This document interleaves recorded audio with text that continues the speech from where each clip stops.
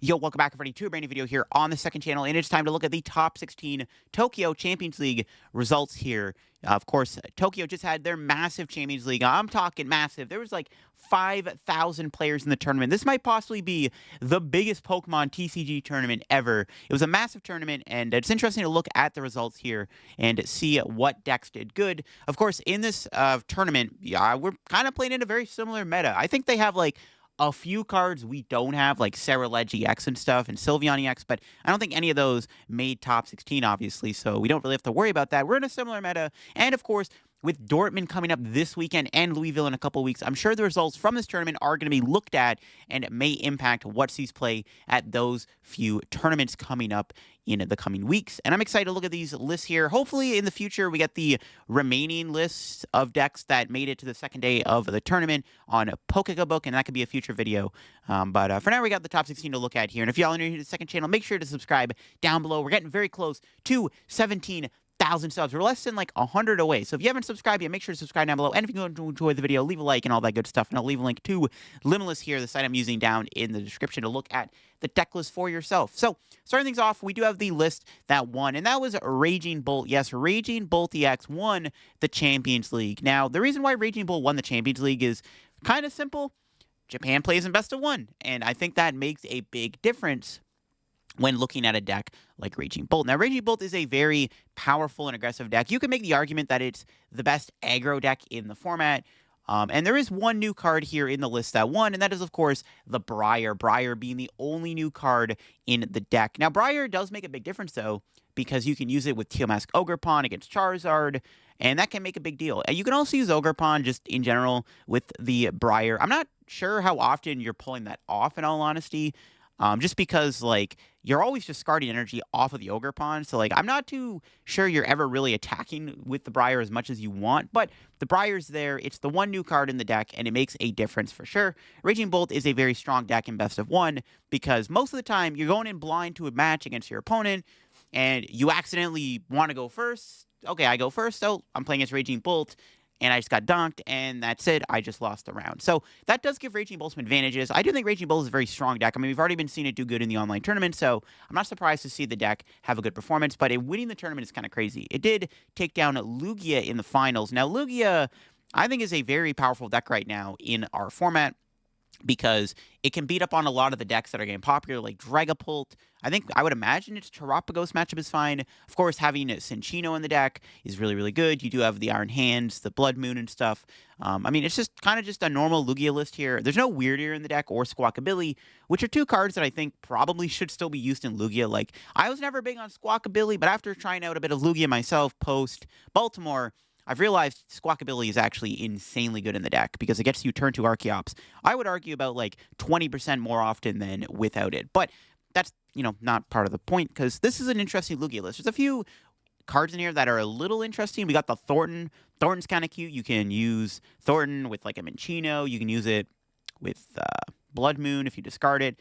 But there's also a counter catcher in the deck. So I guess the idea is if you get donked, because Lugia is a deck that wants to go boss, boss, boss. So if you get donked or something, or your opponent takes the first two prizes, you can use Counter Catcher to bring up something on the bench and then knock it out, which I guess is like the idea. And then you kind of initiate the two-prize race, because you also have the Legacy Energy, which makes it harder for the opponent to play around. If you can make your board like a single-prize board state with Legacy Energy in play, it's kind of big. I think the other thing with Lugia was that nobody was really playing text for Lugia. We're going to look at the other lists here in the tournament, and I don't think many of them were playing Temple of Sinnoh or Enhanced Hammer, which does make Lugia good. Lugia's always a good deck when people are not teching for it. When people are teching for it, then the deck is not so good, in my opinion. And going into the Champions League, I would imagine Lugia was kind of underrated. Nobody was really thinking about Lugia in this format. Then we have Charizard in the top four here. Charizard, of course, doing Charizard things. Charizard is just insane with Dusknoir. The entire Dusknoir Briar engine just opens up the door on this deck a lot. It makes it even stronger. You can win the game like out of nowhere with the addition of Dusknoir. Like, it's just kind of crazy how good Charizard is now. And the list here that got top four did have some interesting things in the deck. It was playing, the Dusknoir, Pidgeot, Charizard line, stuff like that. Pretty normal stuff. But it also had a Briar, Roxanne in the deck, a Thornton. So some interesting one-ofs. No Turo in the deck. So just kind of like, well, if I hit Snorlax, I'm just going to lose. There's a Prime Catcher as the ace spec. That's kind of the big thing in the deck is a lot of Zard lists right now are either playing Hero's Cape or they're playing Unfair Stamp. This Zard list plays Prime Catcher, which does let you pull off more combos and stuff in a game. It also plays one Counter Catcher, so it kind of cut the counter, double Counter Catcher, which most Zard lists play for the Prime Catcher. It's got a Devo in the deck, too. The Devo's interesting. I think that's just there for, like, potential mirror matches and also can be good into Dragapult, which is probably Charizard's worst matchup other than Regidrago. And then there's a Jamming Tower in the deck, too. Another really strong card. Now, there's no Collapse Stadium or Temple of Sinnoh, which are the other two stadiums Charizard plays. No Collapse is interesting because, you're not getting rid of the Rotom or Fez or anything as easily. There's also no Turo. The only way to do that would be through Thornton. And then there's a Mist Energy in the deck to also probably help against Devo, and spread attacks, and potentially Frenzy Gouging, which is interesting. So it's pretty cool Zard list. There's a lot of text in here, though, for sure. And, it's pretty strong, and it's just kind of doing Zard things. It did get top 4. And then, of course, Regidrago also got top 4. Now, Drago's another deck right now that I don't think really, gains any new cards, but it just kind of does what it does because it's Drago. And I think mostly because the meta around it gets better. That's the thing with Regidrago. The meta around it is starting to get a lot better. It's getting better matchups. Charizard's getting stronger. Dragapult's getting stronger. These are all matchups I think Drago likes to see, in my opinion. And yeah, Drago just doing Drago things. The one interesting thing in the list is a Penny. There's a 1 of Penny in the list here. You can see it behind my webcam. There's a 1 of Penny. But the Penny's definitely interesting. It does allow you to do more plays by healing, picking stuff up. Can be better into stall. There's also the Temple of Sinnoh Jamming Tower split in the deck. The Temple of Sinnoh obviously being a tech for the Lugia matchup, which would have been a good call as there was, of course, a Lugia in the finals. And yeah, Prime Catcher, got the Tina, the double Pult. There's no Gudra in this Regidrago list. That's like another takeaway.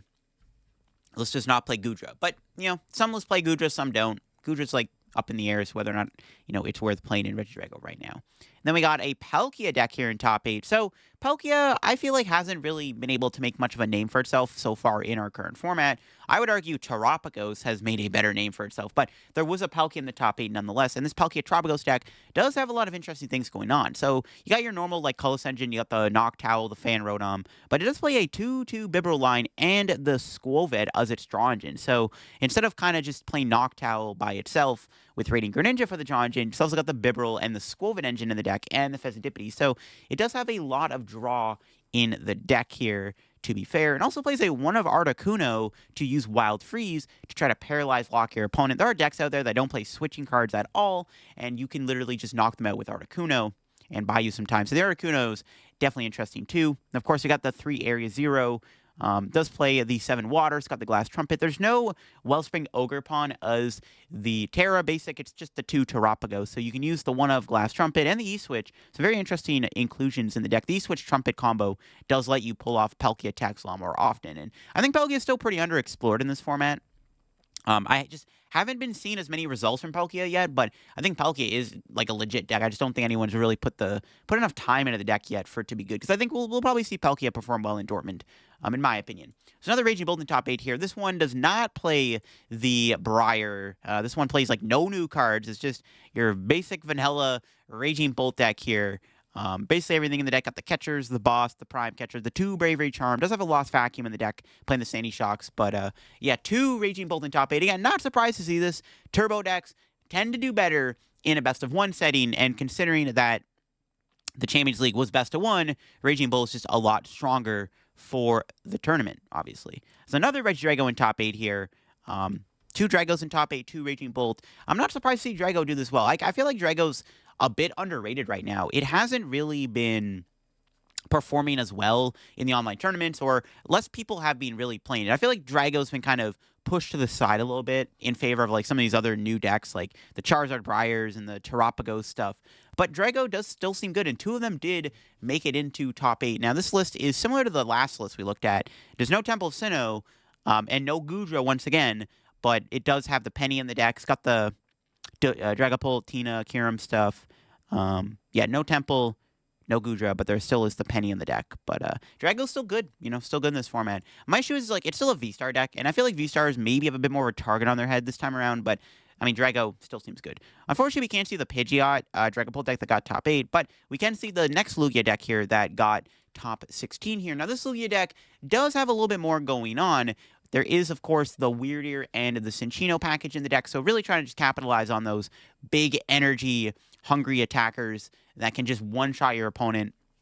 And then there's a Klefki. Now, the Klefki is like the most interesting inclusion in the deck, in my opinion. There are some other interesting cards, but Klefki definitely stands out because Klefki is very interesting to play in Lugia. So the idea behind Klefki is that you put it in the active spot and you slow your opponent down. So I'd imagine this is like the tech card for the turbo matchups, right? If you're playing against Raging Bolt or like Roaring Moon or something, and you stick Klefki in the active, there's a good chance they're not going to get that turn 1 knockout on your Lugia V, if that makes any sense. You put Klefki in the active, they can't do Squawkabilly, or they can't play Teomask Ogerpon, and they're going to struggle to do anything for a turn, and this allows you to get that turn 2 Lugia V-Star set up so that you can start basically winning the prize trade. Because usually Lugia beats these turbo decks if it gets a Lugia set up before they've taken a knockout. It gets a bit harder when they take that turn 1-2 prize kill on a Lugia V, but when you're able to get the Lugia V-Star up, it's a lot easier for Lugia to kind of win. You can also use Klefki against Thorns. That's another card. I kind of forgot Klefki shuts down. You shut off Thorns to do Summoning Star.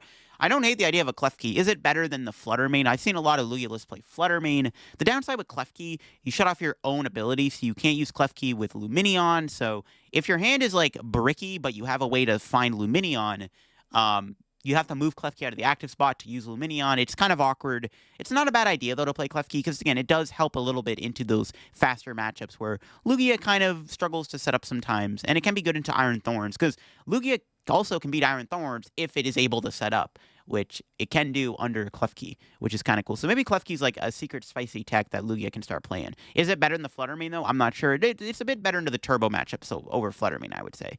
Then we got a couple Guardies in top 16. Don't count Gardevoir out. Gardevoir is still doing Guardy things in the tournament. This Guardy list does play the double Devo, has the Enhanced Hammer, so it did tech for Lugia, and it does have the double Monkey. It's got the Mimikyu in the deck, the Drifloon. It does also play, of course, Klefki. No Cresselia in the deck or anything, though, but yeah, it's just kind of your standard Guardy list here. Guardy doesn't gain any new cards, really, and it kind of just stays the same. We'll have to see if, like, the Henry Chow build from Baltimore still sees success in this format. That build still seems very strong. We'll have to see if it can do well in this meta with, like, Charizard's popularity, but Gardevoir with Devo and stuff still is really good, of course, into stuff like Charizard, and still kind of does what it, does best. Another Dragapult list here we can't look at, unfortunately, but there is another Guardy list to look at, and this one is also pretty similar. It's got the TM Devo in the deck. This one does not play an Enhanced Hammer, though, but it does play a Cresselia over the Mimikyu. Does have a Lost Vacuum, too, which is an interesting tech card. Probably just there to, like, remove stuff like the Hero's Cape and whatnot, and can be relevant in some situations where you want to get rid of the Stadium card or whatever. So, interesting Guardy list. Yeah, 2 Guardy lists in top 16. Guardy's still really, really good. It's still Gardevoir at the end of the day. It also does have a good matchup against Turbo decks, right? Especially when you have Drifloon, Bravery Charm. So it's like, you kind of beat up on the Turbo decks. Turbo decks do really good in Japan because it's best of 1, so a deck like Gardevoir, as long as you don't brick completely, can probably do good. So I'm not surprised to see Gardevoir do well. I'm not sure how good Gardevoir is going to be for Dortmund specifically, but in this format, where turbo decks are like all the rage right now, it makes sense that Gardevoir does good because it just kind of beats up on those turbo decks pretty nicely because of what it's able to do. There's another Lugia in top 16. Yeah, Lugia did really good this tournament. We got another Lugia list here playing the Klefki and a Dusk Ball. So yeah, Dusk Ball is one new card we don't have yet. This card is coming out in Surging Sparks. Unless you look at the top 7 cards at the bottom of your deck, choose a Pokemon you find there and put it in your hand. It's a very weird card. It's not really that good, to be honest with you, like outside of probably in Lugia, because it's another way to dig through your deck to find Archeops. I think the one benefit of Dusk Ball is if you get Iono'd and you had an Archeops in your hand, you can Dusk Ball to get the Archeops back, because when Archeops went to the bottom of the deck. So it's kind of a smart card in an Iono format, but we don't have this yet. But this is another Lugia list with the addition of the Klefki. I don't know, is Klefki worth playing in Lugia? Again, the downside of Klefki is, like, if you're playing Klefki, maybe you're not playing Squawkabilly, right? Because you can't use Klefki and Squawk in the same turn. I guess you could, but you have to move into the Klefki after you Squawk and Seize. I still think Squawkabilly is worth playing in Lugia, but that's just me. This build does play the Wellspring Ogerpon, also plays Mesagoza and Jamming Tower as a split. I like both of them. I think Jamming Tower is still good, but Mesagoza just allows you to get Archeops more easier, like, in my opinion, and, like, in my experience, Mesagoza has been a lot better to have in the deck because it just lets you pull off those Archeops combos. The percentage goes up, basically, and you want to increase percentage of getting Archeops. I do like the idea of Wellspring Ogerpon right now in Lugia, though, mainly because, like, if you're playing against a deck with Area 0 under depth, you can put the Wellspring Ogerpon into play, and it actually allows you to fill up your bench. One of the things that I actually struggle with Lugia sometimes is over benching or filling my bench up too much, where I kind of bench lock myself out of being able to like Luminion for boss or being able to do whatever. So having the Wellspring Ogre pawn is nice to have, because if the area 0 is in play, you can take advantage of it and you can bench more Pokemon, which is kind of cool. And there's 2 Thorns here. We got 1 Thorns. Quad Thorn still exists. In best of 1, it's a little bit stronger because it can catch more people off guard. And especially all the Lugia we saw in this tournament. I mean, Thorns might have been a good call because there was so much Lugia doing good. This Quad Thorns build does play 3 Pokemon catchers. It's got the Hammer. It's got the Prime catcher in the deck as the ace spec of choice. Probably similar to what we saw at the World Championships. It does have a Devo in the deck too, I guess, which can be annoying for Charizard to deal with, because Thorns can struggle against Charizard. So having Devo does make that matchup slightly better. Yeah, Thorns doing Thorns things. We have another Charizard in top 16. This one is a little bit more standard from what we've been seeing. It's got the Zards in there. It's got the Dusknoir, the Pidgeot. But, of course, the ace spec is the Unfair Stamp. Also plays the Briar. Does play Mist and Double Turbo. Double Turbo being really good. It lets you attack with Charizard a lot more easier. Radiant Charizard. It lets you use Pidgeot as an attacker. And it also lets you use Fezandipity, which is another really cool play that a lot of people don't know about, but being able to use Fez with Charizard is kind of funny. Because what you can do is against like Gardevoir or something, you can like attack with Fezandipity with Double Turbo, which is pretty cool. It's got Mist Energy in the deck too to stop Devo and Frenzy Gouging and stuff like that. It's got the Thornton, no Turo. I mean, that's the thing. So you look at this Charizard list, you're like, all right, I'm going to sleeve up this exact Charizard 60 for Dortmund. And then you realize that it doesn't play Turo. And it's like, oh, crap, I'm going to have a harder time into, like, Stally or Control deck. So, I mean, that's the thing with this Zard list. This Zard list was clearly made for best of 1. You can tell with the Devo, the random Devo in the deck that can catch people off guard, with the Thornton in the deck, too. The double Rotom, so you're drawing more cards. You're not bricking as often turn 1. Triple Nest Ball, 3-2 Rotom is, like, insane. It's also got the Mist Energy and the double Turbo, so you're just not losing to, like, more cheese as much. This Zard list was clearly built for a best of 1 format. And that's the thing, is that Zard is in a format where best of 3 is going to be a thing at Dortmund. This Zard list clearly was made for best of 1. So if I'm going to pick up this Zard list, I'm probably going to, slim down the deck a little bit. Like, I'm going to probably go down to 1 Rotom. Probably going to play a Turo in the deck. I don't know if you need Mist Energy for Dortmund. I mean, we'll talk a bit more about Dortmund and stuff in, like, future videos. I'm going to be doing some Dortmund content this week leading into the tournament and giving my opinions on the format, because that will be in Stellar Crown. The Devo, I don't know if Devo's necessary for this format. Again, in best of 1, it's really good because you're playing in a Zard mirror. Your opponent's not going to expect the Devo, right? So that's kind of the idea, but I mean, Zard's good. I take these Zard lists with a grain of salt, though, because, again, they were clearly built for a best of 1 format. Because of how they were kind of structured. Like, 2 Rotom, 3 Nest Balls, insane. And then, of course, like, the Devo and the Mist and stuff. And then, yeah, that's it for the top 16. We can't look at the Thorns list. I really wanted to see the Dragapult list. I think Dragapult's in a really interesting spot right now. Unfortunately, we're unable to see the 2 Dragapult lists in top 16. I guess I'll refresh the page just in case. Yeah, okay, no, they haven't been updated yet. So, unfortunately, we can't see the list. But these are the top 16 results from the Champions League in Tokyo. Again, a massive tournament. And hopefully, in the future, we can look at the rest of the decks that made it to the second day of competition on Pokébook. I did look before the video and they weren't available yet, but hopefully in the future they will be available, because I do want to see what else did good in the tournament, not just in the top 16. There might have been some cute surprises in there that might be worth looking at in the future. But yeah, there you have it. Those are the lists from Tokyo. Definitely an interesting results for sure. I'm definitely excited to see where the meta goes going forward. Again, best of 1, so take a lot of the results with a grain of salt, but the results are very important to look at nonetheless, for sure. Even though you can tell, like, the Zard and the Lugia list were clearly made for a best of 1, where, like, they're playing, like, Klefki and triple Nest Ball, double Rotom, so just kind of stuff like that. But still, these results are interesting to look at regardless. I hope you all enjoyed the video. If you did, leave a like, and if you're new to the channel, make sure to subscribe down below. We're on the road to 17K subs. Like I said, we're getting very close. I'll leave a link to the site here down in the description, Limitless, and yeah, I'll catch you on another video here on the second channel very soon. And yeah, like I said, I'll be doing some Dortmund content this week, so definitely keep your eye on the channel. Maybe daily content. We'll have to see. Bye-bye.